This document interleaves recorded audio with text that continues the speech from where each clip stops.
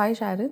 Hi Lakshmi, good to see you. Good to see you too. So I want to start by asking you, since we are in the middle of this geopolitical, issues that we are facing, can you briefly outline some of the humanitarian aid efforts that the company has undertaken in the Ukraine-Russia crisis till now? So Chapman Freeborn, as you know, we are niche charter brokers and going to be 50 years next year. We work with many NGOs and freight forwarders to support the war in Russia, in Ukraine, and we have done several flights, 747s, with our sister company Magma. We've done over 50 rotations into Germany and then trucking overland into Poland.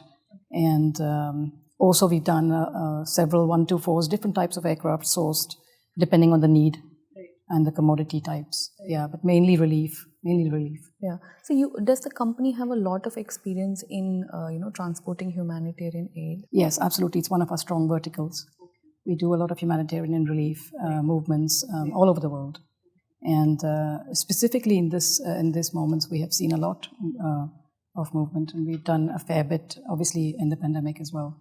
Having weathered the perfect storm, which was the pandemic, and delivering time-critical shipments globally, what, according to you, were some lessons or insights learned by the company due to this experience? So I was fortunate to be, with a combination carrier as well as now with the aircraft charter brokering, and right through the pandemic, because I joined Chapman right in the middle of the pandemic.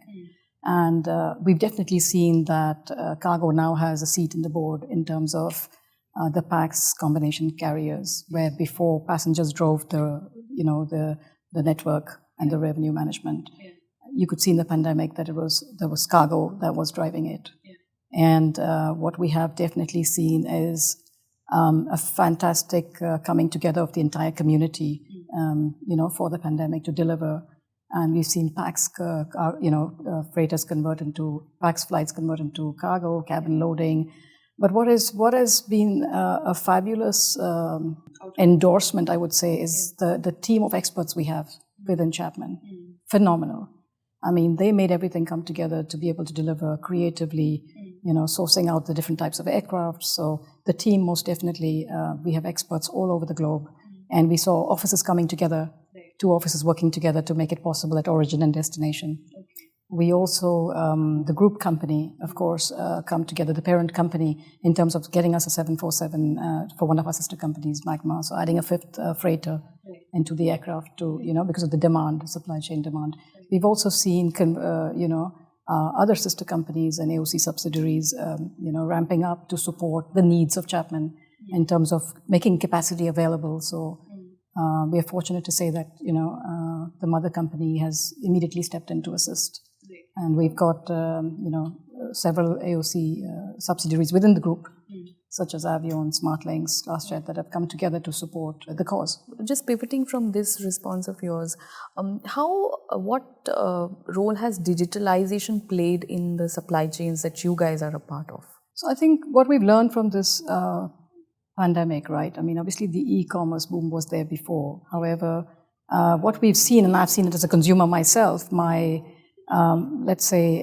requirement post-pandemic to be able to shop online and get things immediately without having to physically be present because of time constraints and limitations. As a consumer, I need to see, the moment I order something, I need to see the A to Z of the tracking, right? And that's going to transform into our business. We have been very fortunate as Chapman to be able to do a charter and actually keep the client posted from A to Z, the entire movement. And I think that's our biggest strength, because we have an in-house team of flight ops for cargo, but even our passenger teams, from the moment on that the charter is fixed, every, updates by the minute is what makes us, different. And we've got that technology in-house, but it's also the cargo brokers and the passenger brokers being right on top of the fixture to be able to give a point-to-point delivery and updates mainly on the movements, etc. That's critical to the commodities we fly, because it's charter, it's time sensitive.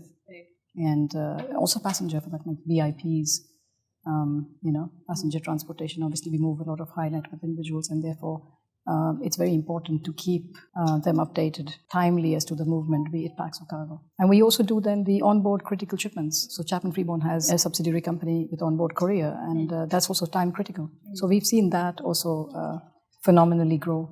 in the last 2 years. Chapman Freeborn has assisted India thoroughly during the coronavirus pandemic.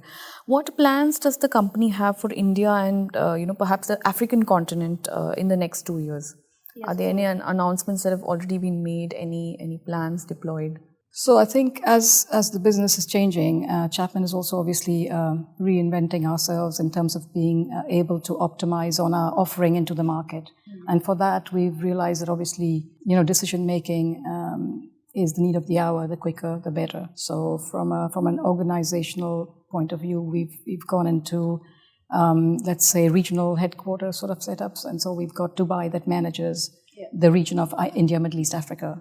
So Dubai being the regional headquarter for it. And so with India, we are definitely expanding our global footprint because we see going forward, the demand for charters, because I think the pandemic has changed the face of the industry. You will see for the short to medium term, you will see the requirement of charters, may not necessarily be for pharma or for perishables, as we've seen in the panel earlier this afternoon. But there's definitely, as you've seen with India and all the announcements and all the investments and the bilateral trade agreements that are signed, we know that there's growth hugely and there'll be a lot of investment in that direction, just purely by the size of the country and the non-dependence on other countries for raw materials. There will be a demand out of India to source that out and grow that from within the territory. So we will definitely look to expand our footprint in India. We have new leadership locally, and we're expanding the team here in Mumbai. We will have also a presence in Delhi. We do have a presence in Delhi now, but we will add people there. And then in Dubai, we expanded hugely because Dubai will be the support office for, let's say, Africa and India, being the regional headquarter in the region. And out of Africa as well, we've expanded. We've added more passenger and cargo charter brokers. Johannesburg is our headquarter for Africa, and we'll look to expand beyond that. We've also added, so passenger teams are growing, cargo teams are growing. We've got onboard courier as a specific product added, and we have salespeople sitting in Dubai managing that for the region. So that's another product we've added. We're also adding ACMI and leasing because that will be, growth opportunity in the short to, long term for leasing. So that will be another product. That is a product we've added actually. So definitely growth. I mean, we've started with 13 people in Dubai, and we've expanded that quite rapidly, let's say in the first quarter of this year, and it's constant expansion foreseen until the year end. Yes, right. So that brings me to my next question, that in I think 2006 the company launched its specialist onboard courier product solutions, which offers basically door-to-door solutions for time-critical shipments. And you also mentioned two new verticals and products that are absolutely coming. So we're absolutely in line with that. We've actually set up. So in the past, it was a part of the cargo, but now we are giving it defined focus because we've seen the surge in numbers in this last 2 years for the product, and we believe that the region is sitting with the need and demand for it. We heard it in the panel today, where automotive parts, for example, urgent spare parts that are holding on a machinery or a production house, is critical, and they don't really find the space, on traditional capacities. So, and it's a concern for the automotive industry, and I think that is one of the classic products that will fit in the onboard courier very well. I mean, we're doing similarly out of Africa. It's quite established, the onboard courier. I would say comfortably that in 2021 it constituted about 30% of our revenues. Yes. If I could ask you, what is your product mix? If we had to, understand. Absolutely. What so Chapman Freeborn traditionally started with cargo charter brokering, third-party charter brokering, but we have obviously diversified from there. In the last 10 years, they've added Magma, which is a 747 aircraft, airline, and we've added onboard courier. We've, on the products itself, we do PAX charters, which is VIP and commercial. And then on the cargo, and then you have the cargo charters. And then we've added leasing, short and long term added to it. So all of those products pretty much established in this last, I would say, 1 year. We've seen a lot of volatility in the, supply chains post the pandemic. There is lockdowns in China, and the air freight rates are at their highest, and the industry is still in a state of flux. So what are some emerging trends that you see for the air cargo industry going forward? So I think although we've managed to come around from this pandemic with a quick recovery, I think it's going to take a while for the airlines to really come back there, although we've started bringing the belly capacity back online. But there have been furloughs in terms of staff, shortages of people in different countries, shortages of crew. A lot of pilots were affected during this pandemic. Yes. And so certifications, because they constantly have to keep their certificates valid and etc. So we will see in the short to medium term, we will still see a shortage of capacity in terms of cargo only.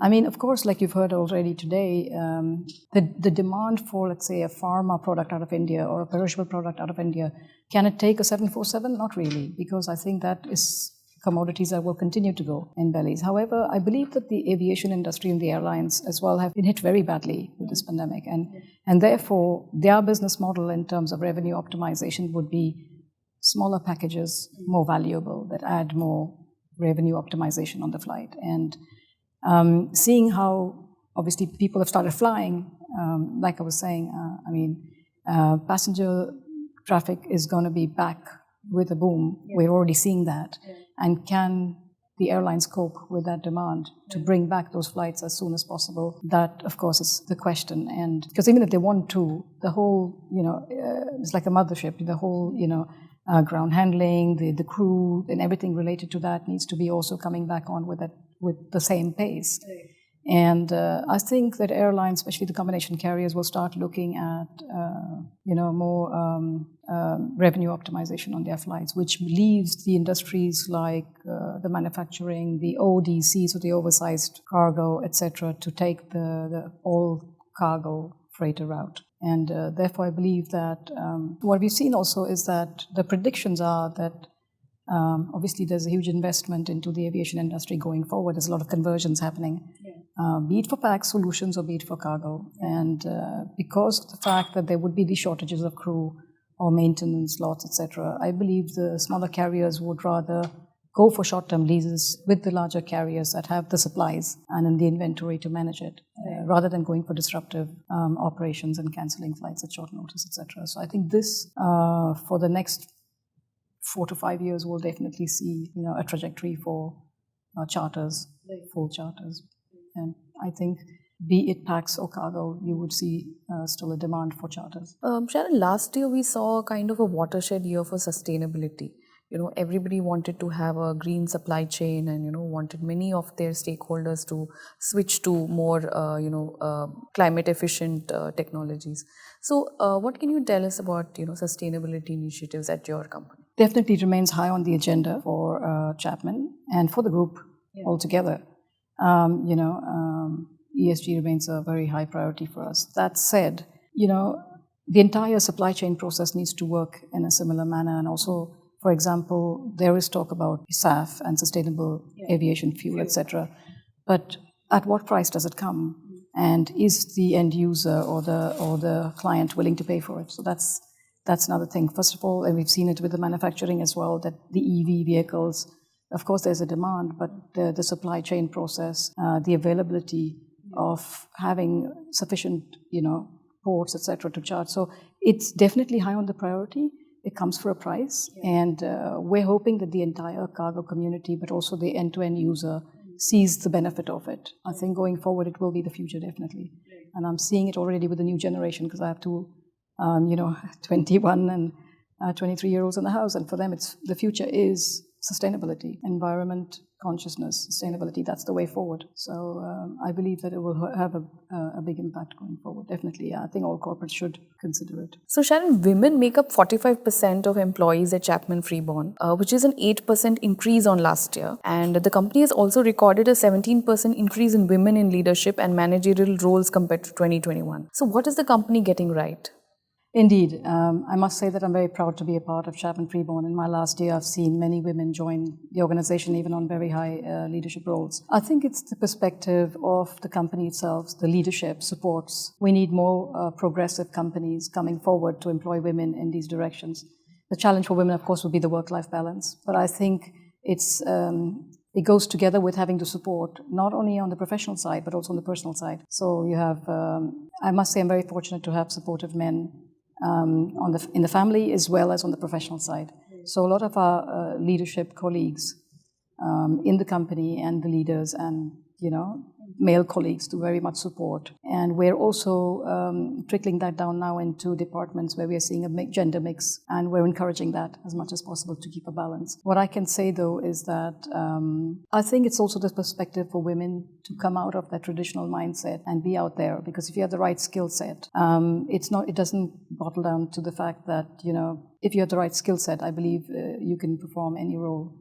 And there shouldn't be that gender bias. And any kind of, while onboarding an employee or during trainings or any kind of scholarships or anything that your company is into? So for now, we're going through a big wave because, we're moving, obviously preparing for the next 5 years already, short term and then long term. The entire company is into, and you must have seen the various posts, we're into heavy recruitment right now. Okay. So obviously the training is ongoing in terms of, and because of the pandemic and also the availability, we haven't had that much travel. Otherwise, of course, there's this cross exchange visits to the headquarters or other offices, which, gives the broker or the employee the exposure to see it from the other side as well. So I believe that the teams and our leaders are working extremely hard to mentor all the new joinees as much as possible, and that commitment is phenomenal. We're seeing it from all our leaders, be it the various team leaders or the managers or even the senior brokers who are actually mentoring all the new joinees. And we're attracting a lot of young talent as well, which is great, because I believe in the cargo industry, you don't see many, first you don't see many women, and secondly you don't see many youngsters opting to do a cargo career. You know what I mean? So I think we as a cargo community need to make it more attractive for the younger talent to be able to sustain and to be a part of the cargo community to take it forward. Thank you. Thank you for sharing.